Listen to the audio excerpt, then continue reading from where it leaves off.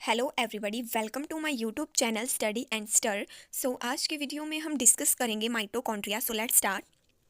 The mitochondria are a thread like और granular cytoplasmic organelle. जो mitochondria है वो एक thread like granular cytoplasmic organelle है।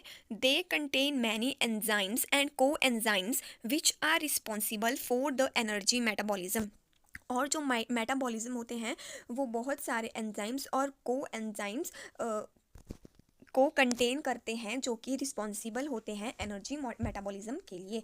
दे are described as the power plant और power house of a cell, जिस वजह से हम माइटोकॉन्ड्रिया को पावर हाउस और power plant of the cell भी बोलते हैं। The mitochondria was first discovered by Fleming and Kolliker in 1882। जो माइटोकॉन्ड्रिया है वो फर्स्ट डिस्कवर्ड किया था फ्लेमिंग एंड कोलिकर ने इन 1882 में।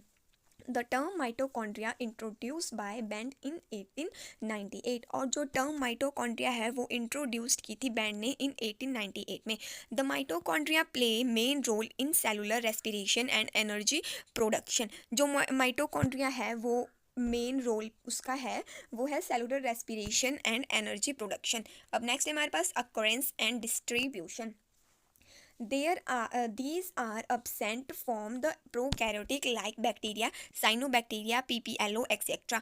और ये प्रोकैरियोटिक्स में absent होते हैं, जैसे कि बैक्टीरिया हो गया, साइनोबैक्टीरिया हो गया, PPLO etc. हो गया, but are present in all the eukaryotic except the mature and old mammalian RBC and certain parasitic and anaerobic protozoans। लेकिन ये सभी यूकैरियोटिक सेल में प्रेजेंट होते हैं except mature old mammalian RBC and parasitic anaerobic protozoans. Next है हमारे पास इसकी शेप।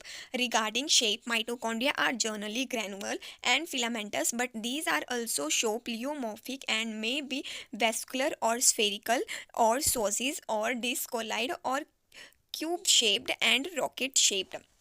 जो माइटोकॉन्ड्रिया है उसकी जनरली जो शेप होती है वो होती है ग्रैनुअल फिलामेंटस, बट जो माइटोकॉन्ड्रिया है वो कई बार वो शो करता है प्लियोमॉर्फिक। सो जिससे कि जो उसकी शेप है वो डिफरेंट भी हो सकती है, जैसे कि vesicular, spherical, discoid etcetera. Next है हमारे पास size. Mitochondria show great diversity in their size which ranges from 0.2 to 2 diameter and form 0.3 to 4.0 diameter in length। अब जो माइटोकॉन्ड्रिया है वो ग्रेट डाइवर्सिटी शो करता है अपने साइज में, जिसकी जो रेंज है 0.2 टू 2 डायमीटर है वो उसकी वेथ एंड 0.3 टू 4.0 डायमीटर है उसकी length. Through generally range is 0.5 diameter into 2.6 diameter. और जो जनरली इनकी रेंज होती है वो होती है इनकी 0.5 diameter to 0.6 diameter. Size depend upon the metabolic state of the cell. और जो इनका साइज है वो डिपेंड होता है metabolic state of the cell के ऊपर। The smallest mitochondria is seen in yeast. जो स्मॉलेस्ट माइटोकॉन्ड्रिया है वो अभी तक का सीन किया गया है यीस्ट में। And the largest mitochondria are found in the oocyte of the amphibia. और जो अभी तक का लार्जेस्ट माइटोकॉन्ड्रिया है वो फाइंड किया गया है oocyte ऑफ द एम्फीबिया। अब नेक्स्ट है हम इसके डिटेल स्ट्रक्चर के बारे में डिस्कस करेंगे, जो इस तरह से है। The mitochondria consist of the following structure: outer mitochondrial membrane, inner mitochondrial membrane, outer chamber, फिर है inner chamber और mitochondrial matrix, mitochondrial DNA, F1 particles and cristae। सो ये कुछ स्ट्रक्चर्स हैं जिनसे मिलकर माइटोकॉन्ड्रिया बनता है। सो अब हम इनके बारे में थोड़ा डिटेल में स्टडी करेंगे। सो लेट्स स्टार्ट।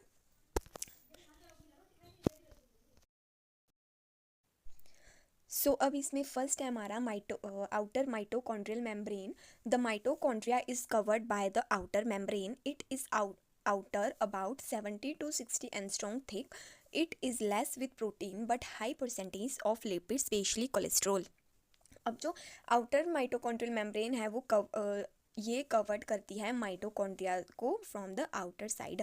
और इसकी जो थिकनेस है वो होती है 60 to 70 एंगस्ट्रॉन। और इसमें जो अमाउंट होता है प्रोटीन्स का वो लेस होता है, और जो अमाउंट ऑफ लिपिड्स का होता है इसमें वो होता है हाई परसेंटेज में, और स्पेशली कोलेस्ट्रॉल इसमें हाई परसेंटेज में होता है अदर देन अदर। अब नेक्स्ट हमारे पास inner mitochondrial membrane. It is the inner membrane also about 60 to 70 angstrom. It is more with protein, most of which act as carrier or permease, so it is semi-permeable membrane।